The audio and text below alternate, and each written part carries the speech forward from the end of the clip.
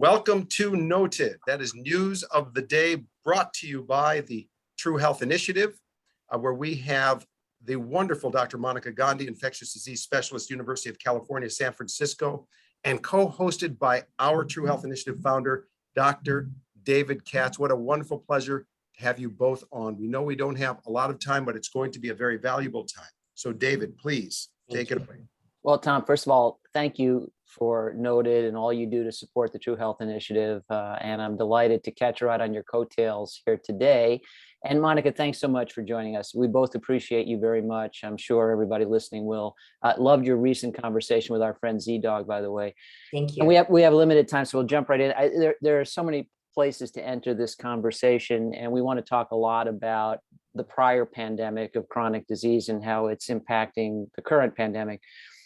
But before we get to that, one thing Tom and I have batted back and forth a lot is relative inattention to naturally acquired immunity. It seems like maybe that's finally changing. There was a study published in JAMA looking at the combination of immunity accorded by natural infection plus vaccination and how that's helping to get us through the pandemic. Just your thoughts on that and how our policy was fairly inattentive to naturally acquired immunity. Everybody should get vaccinated, whether they had antibodies or not. I'm an example.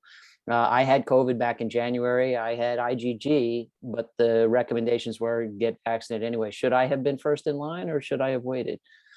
Right. I mean, I completely agree with you that you can use the word inattention. Some people would say a deliberate ignoring, because it just seems so blatant that the United States, more than any other place, has insisted on 2 doses for those who have previous infection, whereas France, Germany, Italy, and many other places just say 1 dose after natural infection. So essentially acting as a booster, right? I mean, yeah, exactly. Hybrid immunity, we call it. Yeah. And you get natural immunity. No, we didn't want anyone to get COVID, but of course the vaccine was not developed until later, that it would be impossible to develop it on day 1. And then, sort of consolidate the immune response with 1 dose. So I think it would go a long way towards public health trust. I keep on thinking today, President Biden's going to say 6-pronged plan for the United States to acknowledge natural immunity, because it would be, there's a lot of people who find it's very hard to get past why that's being not discussed. It seems almost deliberate. Yeah. I mean, I agree. I think it so complicates the communication campaign because, obviously the counter argument, this is Big Brother telling us all what to do and stay off my civil liberties. If there were an acknowledgement that, not everybody needs the vaccine to be immune. Some of you have already been infected. If that were respected, it would both be true to the epidemiology of all this, I think. And I think it would ameliorate some of those concerns that, wait a minute, this is about Bill Gates inserting microchips. Well, no, we actually don't. That's not what it's about. We shouldn't underestimate the need for trust from public health messengers for those who are on the fence to get vaccinated. They have to feel more trust. And I think that's what you and others were all trying to build, is trust. No one is saying that they have to be perfect, but that this would go a long way. Just one comment on this. And interestingly, all those other countries in Europe that have a different policy than we do are doing much better than we are. Yes, their vaccination rates are almost 20% higher than ours. It's amazing. It's amazing what trust does for public health. Yeah. And they're much more open and they're less affected by Delta and all that good stuff. Yeah. So. Right. Yeah, no, we've really been riding a train wreck together. Right. It's so strange. It just quickly acknowledge it, really, and say 1 dose. And some of it doesn't it come down to Monica, resource management. There are places in the world that could use vaccine. So it's not necessarily even just simply about the science of it, which is, I think, pretty clear, but resource management, South America, Africa, India, places that really could use even just 1 dose to get that. Yeah, I keep on thinking I'm part of an organization, the COVID Collaborative, and we're called for at the UN meeting, a summit on global vaccines because of this terrible inequity that's happening. And beyond the inequity, I think a strategy there, they could propose a strategy of how to apportion doses most efficiently and strategically at this moment. And one idea is apportion doses, of course, to vulnerable healthcare workers. And then anyone who's had prior infection, hold off. Give them to people who need their even one dose first to protect themselves from severe disease. And then you can go back and give one doses to the previously infected. So it's strategic management with limited supply. Is And- that and- not? I- I'm it sorry. sounds- It's I not say going to that- happen. We called for a meeting, but there's no statement. There's going to be a meeting. Yeah, and it seems like nothing sensible is going to happen during this pandemic. At this point, the best we can hope for is to do better next time. But Yeah. you noted in today's New York Times, there's an announcement, the WHO is officially calling for a moratorium on boosters for that very reason. So much of the world has yet to receive any vaccination. Yes. And It so, looks so bad. I'm just trying to think, even if it wasn't morally and ethically wrong, sort of geopolitically, to say that Americans need a booster to likely prevent a cold when people are dying yeah. without the vaccines, and we're hoarding up to 1 billion. Just the geopolitical ramifications Are horrible. respond. Yeah. And I think actually at an even deeper level than that, there's a failure to recognize that by its very definition, pandemic means global. Yes. You do not Yes. have Yes. a state-specific, local-specific, regional-specific, or even country-specific response to a global menace. We all have we to are come all together, right? in this. Let's even forget about the ethics. Variants will come from elsewhere. Exactly right. There's a public health imperative. And do we not, now you mentioned it, have a reality that we are not going to, quote, crush this virus, but we can calm it a lot, and that it has an evolutionary process, if you will, towards, we're using the term cold, but to be a very mitigated version as more and more Yes. people get exposed to either infection or vaccination, but the reinfection is not, as the public still seems to maybe changing its mind now, but not the same as a first infection, that second. Absolutely. You keep on thinking, okay, why did we even notice SARS-CoV-2?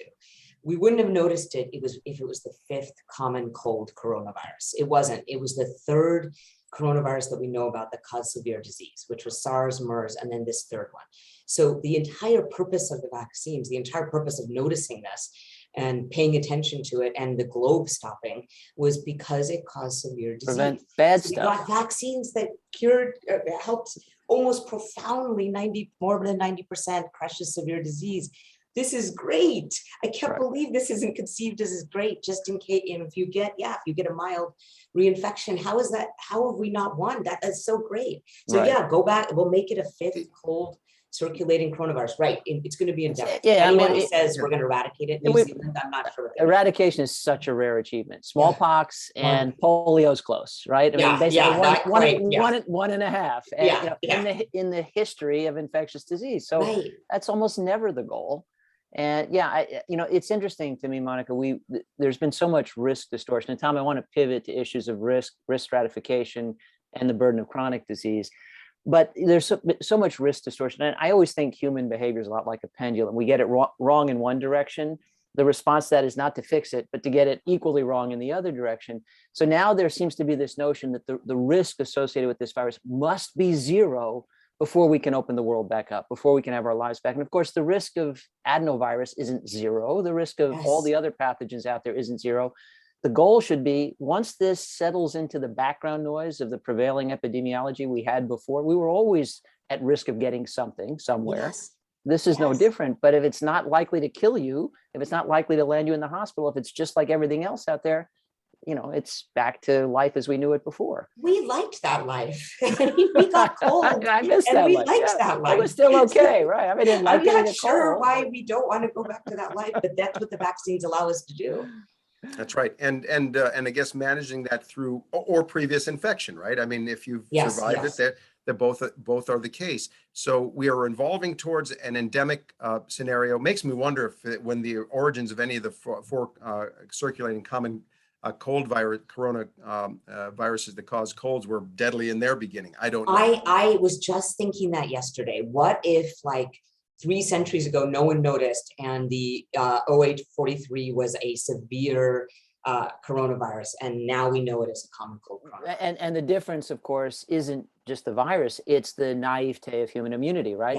If it's a totally foreign pathogen, it tends to overwhelm our defenses. If there's some familiarity and some antigenic trigger, we're much better defended, right? So that it could very well have been the case. Anytime there was first contact with a We were genuinely we foreign were pathogen. completely naive. I Right. mean, a And good chances example are, is when smallpox came to the New World, a completely naive population, absolutely utter devastated. devastation. Came or brought, clearly, and the old but where it was in the old world was more tamed. I want this to be calming, but I do have to ask, we have been so fortunate that this virus has had a fairly benign effect on the young. And in fact, one point, the American Academy of Pediatrics was saying, maybe don't restrict breastfeeding in mothers who have COVID, because the risk to the newborn is less than the benefit of having that first connect. But is it possible it could evolve to becoming deadly for children? Or is this a characteristic of this virus probably pretty fixed in that regard? The interesting thing is when we've seen the evolution of any virus, where it's going to usually evolve towards is exactly what happened here, which is more transmissibility. How smart, how evolutionarily smart for the virus, not helpful for us, but very smart for the virus. Evolving towards more virulence is not a typical feature of beta coronaviruses, specifically because they've just killed their host, and that's like really inefficient in terms of replication. So it's just kind of clear evolutionary biology that if it's going to evolve, it's going to be less virulent. The mu variant does not seem to be more variant. This is our latest variant interest. It doesn't actually even evade our vaccines. That's sort of a, we're just panicking on that. Neutralizing antibodies never tell the full story. Never, never, never. That's the whole point. It's a much more complex immune system than antibodies. Amazing that we're stuck on that because of B cells and T cells. So yeah, I don't think it's going to become more virulent. There's certainly, when there's more cases of anything, and it's so much more transmissible, then children who are at risk, there will be more cases, and also proportionally there'll be more hospitalizations, which is why the hospitalizations with Delta have stayed very low in places with high vaccination rates, even California or San Francisco versus Mississippi. So we're 50 countries right now. So no, hospitalizations are not increasing everywhere. They're increasing in places where there's low rates of adult vaccination. And David, if you don't mind here, I'd like to transition to our prime cause in terms of lifestyle, and maybe in regards to transitioning. Children are born with relatively pristine cardiometabolic health, and whether it's they have less ACE2 receptors or whatever the case may be, I'd like to think, and part of it is they're born these robust, in this sense, human beings, and we tend to progress ourselves to not so metabolically healthy through combination of lack of physical, or as David likes to always say, and I love saying it, feet, forks, and fingers, right? Lack of use of feet, right? Forks and what's going in, and then maybe what we're drinking too, and then of course fingers in terms of smoking. And we have some, I think, pretty clear evidence that your cardiometabolic health, your lifestyle, your status, even blood sugar control, even if you have diabetes, the differential in risk of COVID death in a uncontrolled versus a controlled diabetic, how rapidly we could control hypertension with serious lifestyle changes. Obviously, in terms of weight loss, it's a challenging issue, but this could have been a motivational moment to say, America, let's get together, let's get healthy, and use that as part of our armamentarium of COVID prophylaxis. And it seems it even makes the vaccines more effective if you are in better cardiometabolic health. Am I wrong? I mean, David, you're totally right, because, for example, when we see the severe breakthroughs that are occurring, we haven't done a good job at stratifying and giving us demographic data on our severe breakthroughs in this country. But any other look that's been looking at this, there's a Lancet review from the UK, obesity, diabetes, hypertension, and importantly, two of them put together are associated with a risk for severe breakthrough after a vaccine, which is clearly what matters and when we want to boost that person. So it's the same risk factors for severe disease to begin with in unvaccinated that's leading to severe breakthroughs. And those metabolic effects, I mean, this could be a wake-up call and an opportunity too. And Monica, thank you, Tom, for bringing us around to that topic. I mean, this is our passion. And, from the very start of this, the first thing I wrote about was that, hey, folks, we already had a pandemic. We had a pandemic that was hiding in plain sight. We had a pandemic that has been here for a very long time and shows no signs of ever ending, unlike infectious disease pandemics, which do have a start and do end. They've all ended. Yes. But the chronic disease pandemic is only going to end if we will it. to end, and it's not clear we have the cultural will to do that. And one of the things I think is important is a greater degree of solidarity. I think as we talk about the acute threat of COVID, it's the perfect time to say, and by the way, the bad state of health in America and much of the modern world, poor diet quality, lack of physical activity, hyperendemic obesity, hyperendemic type 2 diabetes in adults and kids alike, and on it goes, is a huge part of the problem. There was a paper, I'm sure you saw, Monica, in JAHA, Dari Mozaffarian was the lead author, but they estimated that 60% essentially of the casualty toll of COVID in the United States, so 60% of the mortality and hospitalizations, was attributable to the burden of prior disease. That people had come into this pandemic generally healthy, the toll would have been much less. And so this, I don't know whether as an infectious disease specialist, this is an area where you spend a lot of time, but it seems to me we've got to link arms and sing Kumbaya on this issue. I actually do spend time on this because number one, I'm an HIV doctor. And so because even though I'm trained in infectious disease, my passion, hope to get back to it, is HIV. I'm a primary care doctor for people living with HIV. And because of that, already have been concerned about increased metabolic effects in people living with HIV just from HIV itself. But the other thing that was really interesting to me is that when I wrote my first grant on COVID, as soon as it hit, I tried to write a grant for the NIH. And I was looking back at the 1918 pandemic, and because I was trying to compare it to the social disruption that occurred and the medical disruption that occurred with the 1918 pandemic, because it was a three-pronged grant, and the last one was, what is our COVID response going to do on people with HIV? And I was surprised to see that fetal stress, for example, like the mother being stressed during 1918, led to poor cardiovascular outcomes. Children gained weight because they closed schools, just like that JAMA pediatrics article showed here. And there was because we had the time. This is 1918, so people grew up. There are many papers about how there were early deaths from anyone around that time from poor metabolic health that actually was a result of the shutdowns. Yeah, no, and Tom, it's interesting. You were talking about babies born with pristine cardiometabolic health. The story really is more complicated than that, because adverse events in childhood actually are the bedrock under adverse health events later in life. And of course, there's the epigenetic contribution, right? I mean, some of that may very well have been epigenetic. Psychological trauma to parents, even grandparents, can alter the epigenetic settings that have implications for cardiometabolic health. So Monica, you were talking about trust before, and clearly one of the key deficits, not only in our pandemic response, but frankly in our modern culture. But I think what we're saying here, and I appreciate your comments very much, is another critical deficit is to look at any problem more holistically. This is not just virology. Yes.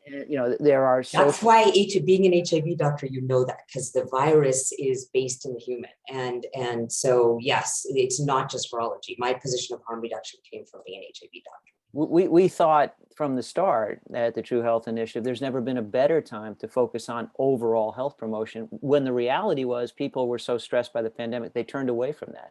And in fact, they will say to you, we'll deal with that later, we'll deal with that later. Right. And but later, it was actually fundamentally integral to what happened in this country with COVID outcomes.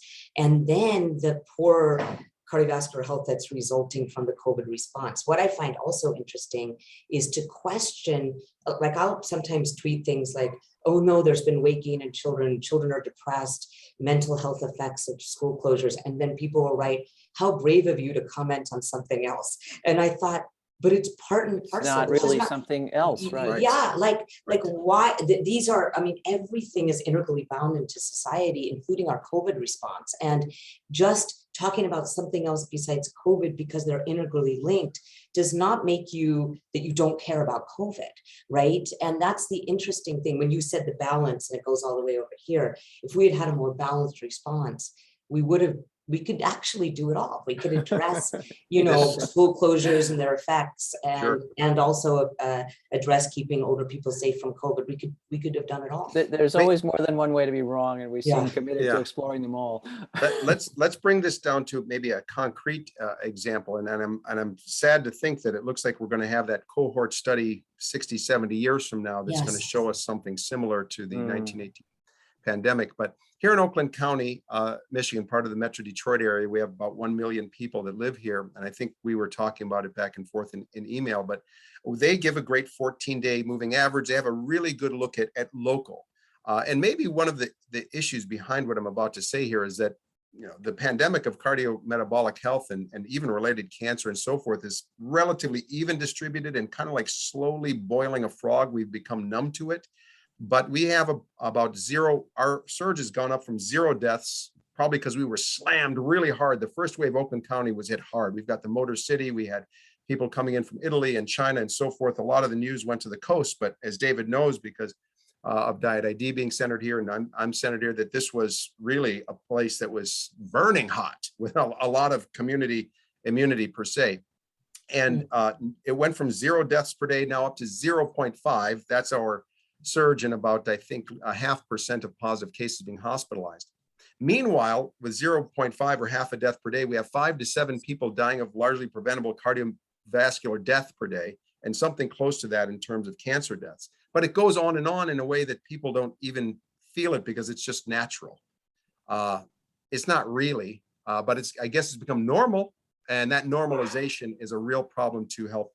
And maybe there's some silver lining at that this, because of the intimate relationship between cardiometabolic health and COVID risk, can give us a moment where the acute nature of it, although you could argue a plaque rupture in the coronary artery is pretty acute.